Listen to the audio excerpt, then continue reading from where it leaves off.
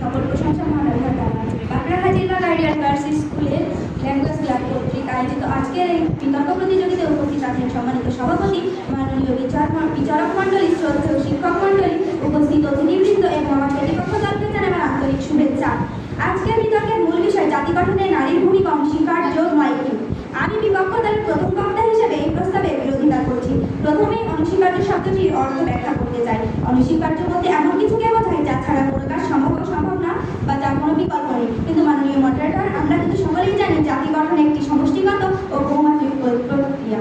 এখানে নারী, পুরুষ, রাষ্ট্র, শিক্ষা প্রতিষ্ঠান, শ্রমিক, বিজ্ঞানী সকলেরই অবদান রয়েছে। মাননীয় মডারেটর, আমরা নারী ভূমিকাকে অস্বীকার করছি না। নারীরা সমাজ ও রাষ্ট্র উন্নয়নে গুরুত্বপূর্ণ ভূমিকা পালন করেন, কিন্তু গুরুত্বপূর্ণ অনস্বীকার্য হওয়া এক বিষয় নয়, সম্পূর্ণ ভিন্ন বিষয়।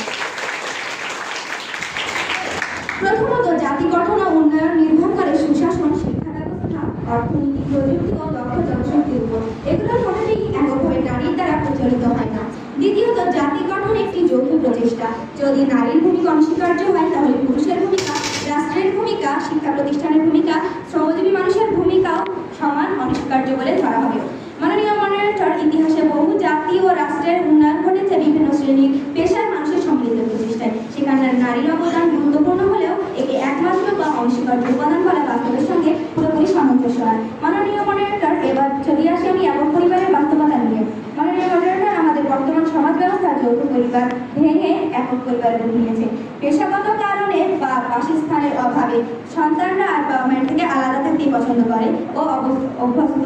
এখানে নারীর উপস্থিতি বা ভূমিকা রাখার সুযোগটাই সংকুচিত হয়ে গেছে। সেখানে সমাজ ব্যবস্থা জাতি গঠনে তার ভূমিকা অনস্বীকার্য বলে দাবি করা এক ধরনের কাল্পনিক আবেগ মাত্র, বাস্তব।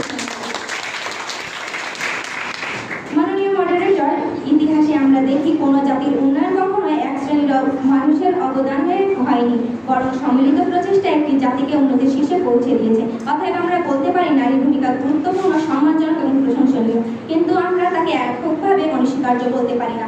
মাননীয় মডারেটর, আমার বিপক্ষ প্রতিপক্ষ বলে গেছেন নারীর ভূমিকাকে কিভাবে উন্নত শীর্ষে রাখা যায়। আমি তার কিছু প্রশ্নের উত্তর দিয়েছি। না, আমরা নারীর ভূমিকাকে কখনো অস্বীকার করছি না। আমরা বলছি তাদের ভূমিকা গুরুত্বপূর্ণ, তবে সকল ক্ষেত্রে সবার গুরুত্ব আছে। মাননীয় মডারেটর, এবার আসে আমি প্রতিপক্ষের কাছে কিছু প্রশ্ন নিয়ে।